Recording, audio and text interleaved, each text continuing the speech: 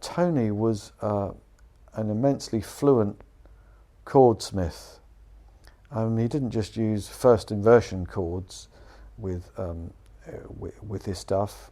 They were intricate progressions, and I think, you know, the piano work alone stands up, you know, without any vocals. I mean, I think, like all of us, at times melody lines might be written in a singer unfriendly way, you know, writing notes that are a little bit too high. But we all did that. The rest of us were basically non-singers apart from Phil. But I thought that he was a brilliant songwriter, a brilliant chordsmith, and in a way, because I was such a huge keyboard fan, I managed to talk him into getting a mellotron. You know, his idea was the idea of playing piano on stage all the time, but obviously the rest of the band had talked him into getting a Hammond. I managed to talk him into getting a mellotron, and we bought one second hand from King Crimson, who were rehearsing off of Fulham Palace Road. We went down, met Robert for it, and they had 3 of them. I thought, oh God, you know, these guys are made of money. They've got 3. Now this thing took about 4 guys to lift, 4 pallbearers on each corner of the mellotron. Heavy, Mark II. Fantastic machine, I believe the same one that was used for Strawberry Fields, the same model, and it seemed fantastic. So from the word go, Tony was already mixing the brass with the strings and using the piano accordion stuff on the left-hand manual to mix with it to do something which was the introduction to Water of the Skies. So Water of the Skies, great piece of music, the opening stuff on the Mel, unaccompanied. There are so many great moments. I mean, maybe arguably the best song he'd ever written. I would say it was probably 5th for my money. I remember Anthony Phillips talking about Tony and saying that he was the rock in the band. So, you know, that meant dependable to come up with a great song, but also immovable. You know, if he didn't like something that someone else was doing. You know, I think every band has their equivalent of a Tony in it. In the early days, you know, we'd arrive at a motorway stop, and people would be filling up the van and going out and getting their Mars bars and whatever, and I'd be sitting in the van, and Phil would start singing, and I said, in those days we all said man, I'd say, hey man, you know, you've got a really great voice, you should explore that. And he said, oh, do you think so? And he was quite shy about his voice, even though he would sing back up to Pete. And the very first thing I wrote for Genesis was a song called For Absent Friends, and Phil sang the lead on it. His voice was kind of similar in tone to Pete's, so not everyone realised that it was another singer. So to have 2 great rock singers in one band was a bit like the Beatles, really. Lennon, McCartney, Gabriel, Collins. Now Phil was also brilliant at, you bring in a tune and you'd be thinking, oh, this is 4/4, or this is just a floaty little thing, and I use fading guitar. And yeah, you could do it like that, but like the melody I had for Los Endos, he said, well, yeah, we could do it that way, or we could do it with a rhythm, and it goes ba ba ba ba. Why don't we divide it up like that? And a classic was suddenly born. So the power of an arranger's brain brought to something, a piece of music that you might think is in the doldrums, is all in the spacing of where those notes arrive. So he turned me onto a lot of things, onto Buddy Rich, big band stuff, and the whole idea of the way accents can work in music, syncopation. The first gigs with Genesis, there was so much to remember.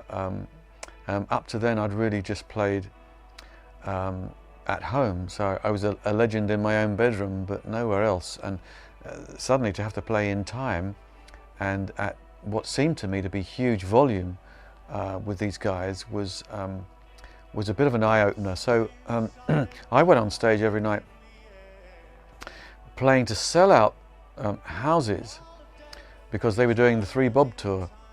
It was 3 bands from Charisma Records that were on, and you could for the price of fish and chips, you could go and see 3 bands. So they managed to fill out town halls throughout the British Isles, and the only thing was I was very, very nervous. I mean, I would sit on stage and my foot would be on the volume pedal, and you'd have a continuous tremolo going with my knees knocking together. I mean, it was extraordinary. But gradually I came to relax over time. It actually took me years to really calm my nerves, because the music was very demanding. And at first I used to think I needed a few drinks to steady my nerves, but I very quickly realised that that was no way to be able to play precisely in time. So I gave that up for a bad job. Not a good idea for any band, to be honest. I think the era of blues bands standing there with a pint on top of the amp, the semi-pro scene, really wasn't what Genesis was all about. The music was ambitious. Very often it was very quiet, tinkly acoustic stuff, and if the audiences were prepared to indulge us, they'd listen, but very often they'd wander off to the bar and talk over it. So Genesis in the early days didn't always thrill audiences. It wasn't really till we got hold of our own light show, our own Mellotron, and arguably once Pete Gabriel started dressing up in various costumes that we started to get front pages. And presentation, I think, is everything for a young band. I think you can get away with a lot more later on once people know you and what have you. But Genesis was the opposite to a band that would go on wearing their jeans. And we used to cover up the amps with muslin, this, that, and the other, and was like doilies. Heavens, you don't want to start showing the hardware, chaps. It was a very different kind of presentation, and the music was theatrical. There were mythological lyrics. There was almost an attempt to tell a story with the stuff. The songs were fairly lengthy, but it was, again, I think a very interesting time. It really needed everything going for it, because if you're trying to be this kind of magical picture book band, it does really require someone to enact and to become the part. And Pete was perfect for that. His act was something unique. Pete dresses up in a fox's head and his wife's dress, and we're playing in the boxing stadium in Dublin. We're one of 3 Charisma acts who are on the bill, I think it was. And we get a front page of Melody Maker straight away, because this guy looks different. Not too many guys wearing foxes' heads. So if you want to get a head, get a fox's head. The first gig that I remember going to, the first sort of real gig, was the Lyceum.